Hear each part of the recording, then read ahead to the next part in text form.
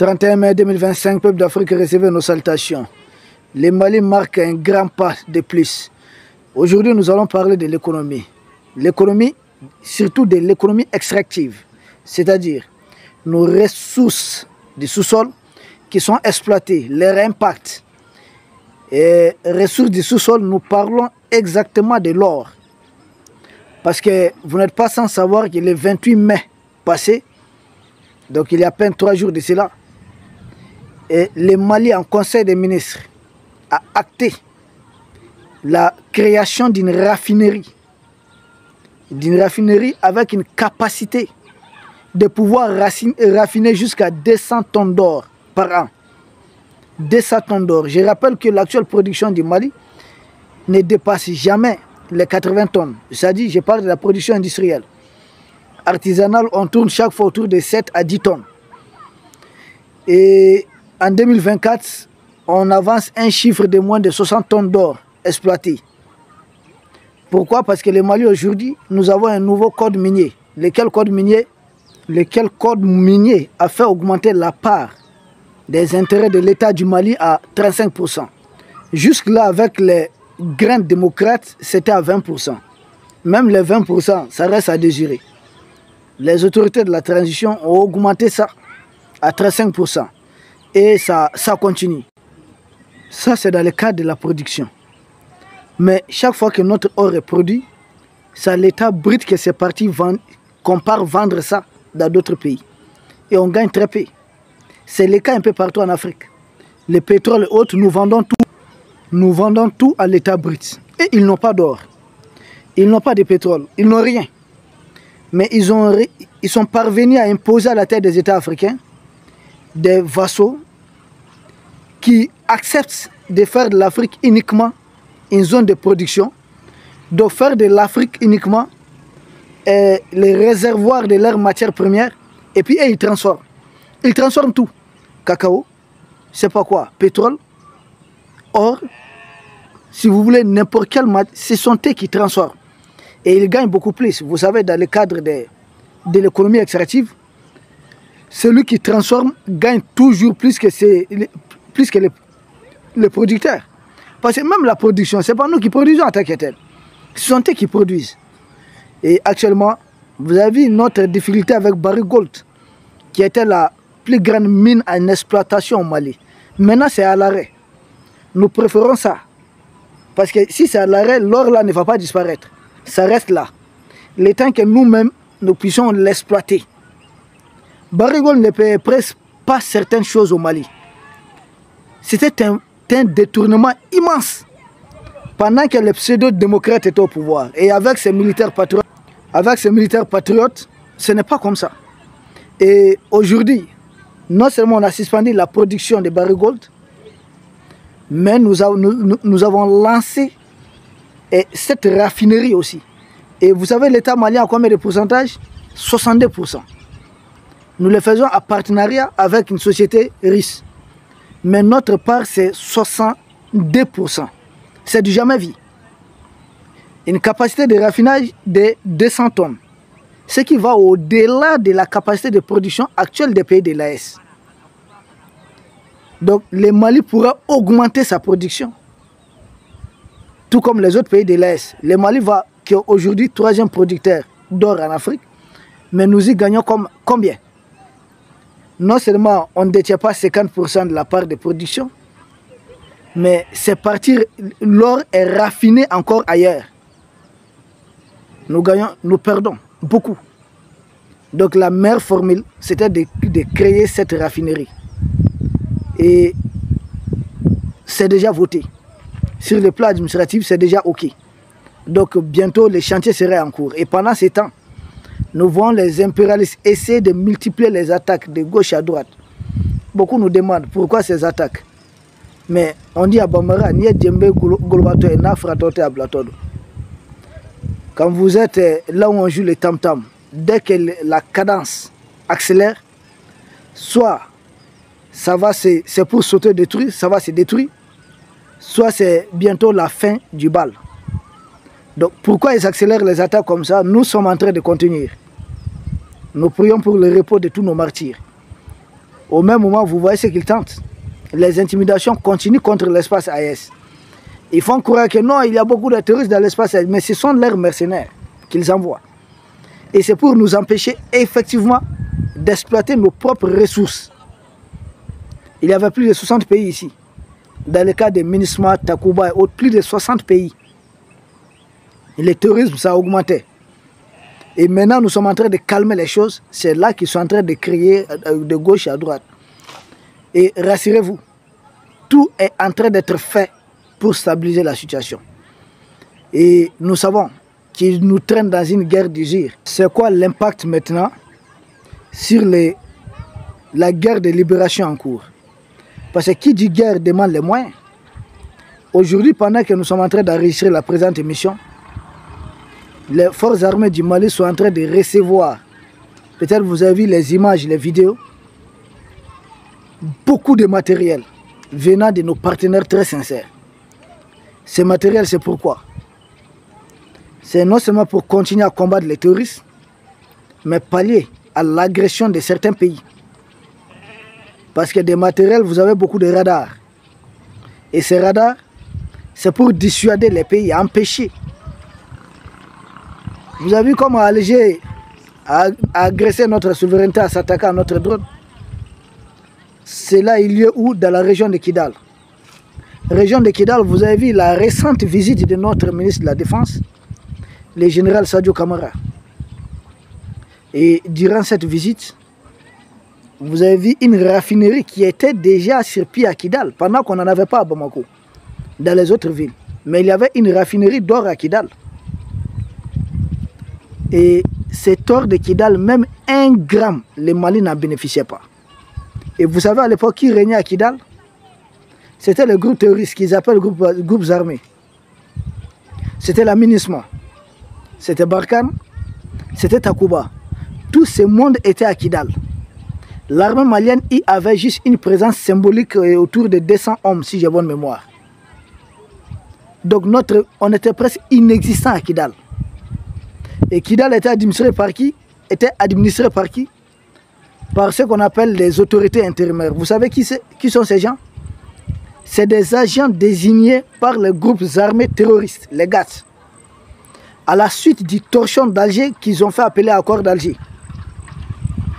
On a enlevé, des maires élus ont été enlevés et remplacés par des gens désignés par des groupes armés. Ce sont eux qui administraient toutes ces villes. Pour qu'un officiel du Mali mette pied à Kidal, à l'époque, il fallait payer, et plusieurs millions. Et il fallait avoir leur consentement s'ils sont d'accord ou pas. Maintenant, tout ça, c'est fini. C'est fini grâce à qui? Grâce à ces autorités patriotes qui sont en train de diriger le Mali. Donc l'or qui était raffiné à Kidal a profité à qui? Vous avez vu les Émirats Arabes Unis qui sont arrivés récemment. Parce qu'on recevait par la fenêtre. Si la fenêtre est close, maintenant il faut taper à la porte et voir si le propriétaire va vous autoriser à entrer dans la chambre. C'est ce qui se passe. Est-ce qu'aujourd'hui le Mali va accepter leur collaboration ou autre? Point d'interrogation. Mais qui a bénéficié de cet or trafiqué, de cet or volé du territoire malien? C'était un vol à ciel ouvert. Alger le sait, ils le savent tous. Barkhane le sait. Et c'est ce qui servait à financer encore le terrorisme contre les forces armées de défense et de sécurité. Non seulement du Mali, mais des pays de l'AES. À l'époque, on n'avait pas encore constitué l'AES en tant que tel. Mais on nous demande, les terroristes sont financés à partir de quoi? Mais à partir de cet or. Et vous savez, il y a combien de mines artisanales exploitées dans le nord du Mali? Beaucoup. Plus de 6. Toutes ces mines-là ont été exploitées et entretenues par les groupes armés qui fixaient des taxes et qui prenaient l'or à l'état brut raffiné et exportaient ça via l'Algérie dans d'autres pays. Et Alger même en a profité de 2006 à 2023 pour être le premier gros stock d'or en Afrique. Plus de 173 tonnes d'or. Maintenant tout ça a pris fin. Nous, si ils avaient la capacité de raffiner 10 tonnes d'or, dorénavant ici, on crée la capacité de raffiner plus de 200 tonnes d'or. Peuple d'Afrique, et ça c'est notre avantage. Les recettes vont servir à financer rapidement les efforts de guerre. Parce que qui vous met une guerre, vous met des dépenses colossales. Combien coûte le budget journalier d'un seul jour, quotidien, des forces armées de défense et de sécurité? Nous avons combien d'hommes déployés sur le terrain? Combien de blindés? Combien de véhicules? Chaque véhicule, chaque jour, consomme combien de carburant? Imaginez, mettez tout ça ensemble. Le budget est conséquent. Les munitions utilisées, les drones utilisés, les missiles lancés. Combien coûte chaque missile? Ce n'est pas moins de 5 millions de francs CFA. Et imagine, on peut lancer combien de missiles dans la semaine? Ça va vous faire combien les chiffres? Donc nous avons besoin de soutenir financièrement les combats en cours. C'est pourquoi les mercenaires politiques qui font semblant de condamner souvent les actes de terroristes, quand ils ont dit non, il ne fallait pas augmenter la fiscalité sur la télécommunication, mais moi j'ai dit attendez, vous êtes dans quoi? Nous sommes en guerre. Une guerre c'est des dépenses. Une guerre c'est un financement colossal. Comment allons-nous faire cette guerre? Regardez les matériels reçus aujourd'hui. Beaucoup de matériel. Demandez à ceux qui ont vu les matériels passer. Vous allez les voir. Allez sur d'autres pages du Mali. Peut-être sur Gandhi Malien, sur Drissa Memeta, sans doute sur BMD Média, avec Boumabel. Vous allez voir les images. Tous ces matériels, tous ces blindés. Des blindés, des canons, on ne va pas citer les matériels venus. Mais si on vous fait la facture, si on nous fait la facture, c'est combien? Et même le mois passé, nous en avons réussi. Les mois qui a précédé, on en a réussi. C'est devenu une habitude. C'est pourquoi nous, on ne perd même plus notre temps à parler, parce que ça vient régulièrement. Mais ça ne vient pas gratuitement, on paye. Donc cette histoire de l'or va aider, va contribuer à soutenir l'effort de guerre. Vous savez, rien qu'avec les fiscalités, tout ce qu'on nous volait, nous sommes parvenus à augmenter des centaines de milliards de francs CFA. C'est ce qu'on nous volait chaque année, pendant que les pseudo-démocrates étaient au pouvoir. C'est pourquoi j'ai tout en dit. La vraie bombe, d'aucuns parlent de bombes nucléaires et autres. Pour moi, la bombe qui a fait le plus de dégâts en Afrique, c'est ce qu'ils ont fait appeler la démocratie de François Mitterrand. Elle a fait pas mal de ravages. Elle a permis de mettre en tête des pays africains des dirigeants qui se contrôlent, qui se font contrôler et qui contrôlent nos États pour les impérialistes. Même nos impôts, ils savaient combien on gagne. Il n'y avait plus rien de secret d'État. Et j'ai tout en dit, il n'y a pas de souveraineté pour un peuple qui n'est pas démocratique. Maintenant, le Mali est dans sa vraie démocratie. Quand on est souverain, c'est là qu'on décide. Donc cette économie, elle doit, à la longue, il faudrait qu'on essaie d'accélérer les choses, être soutenue par une monnaie toute souveraine. Oui, les francs CFA, tout ça adossé au CFA, mais par exemple, si nous vendons de l'or aux Chinois, ou je ne sais pas à qui, même si c'est aux Américains, si nous vendons de l'or, nous récupérons ce qu'on appelle les devises. Mais ces devises, on ne peut pas les utiliser ici directement. On fait quoi? On nous dit d'aller déposer ça au niveau de la Banque de France. La France récupère les devises, elle échange ça avec le franc CFA qui est imprimé à Chamelière. C'est elle qui gagne, elle gagne les devises. Et elle nous donne les papiers qu'on appelle le franc CFA, franc des colonies françaises d'Afrique. Nous perdons largement dans cette histoire. Donc les CFA, notre or ne peut pas ne pas continuer à soutenir les francs CFA. Il faut notre monnaie à nous. Et là, à ce niveau, d'aucuns m'ont demandé, mais faites attention que ce ne soit pas une monnaie qui n'a plus de valeur comme la monnaie de certains pays autour de nous. Par respect, on ne va pas donner de nom. Mais j'ai dit, ça ne veut rien dire. La force d'une monnaie, là, c'est le travail qui est derrière. La production, la transformation. C'est parce qu'ils ne produisent pas réellement les travaux. Mais j'ai dit, les 3 monnaies les plus faibles au monde ne sont pas africaines. Ah non. Les 3 monnaies les plus faibles au monde ne sont pas africaines. c'est la monnaie du Vietnam, la monnaie du Venezuela et la monnaie iranienne. J'étais en Iran quand même. Ce sont les 3 monnaies les plus faibles au monde. Mais vous connaissez quel pays africain qui soit développé que ces pays-là? L'Iran qui lance des satellites à gauche et à droite, qui est dans l'industrie nucléaire. Les Vietnam, on n'en parle pas. Les Venezuela, idem. Regardez ces pays et comparez-les aux pays qui utilisent encore le franc CFA. Comparez.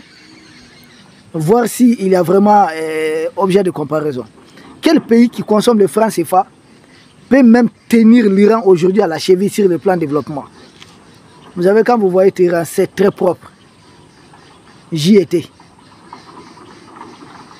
Caracas, on n'en parle pas. Hanoï, au Vietnam, on n'en parle pas. Mais pourtant, leur monnaie, c'est très faible. Hein. On peut vous remplir une valise. On peut vous remplir une valise avec cette monnaie. Mais leur pays, c'est des pays souverains. C'est des pays qui se développent.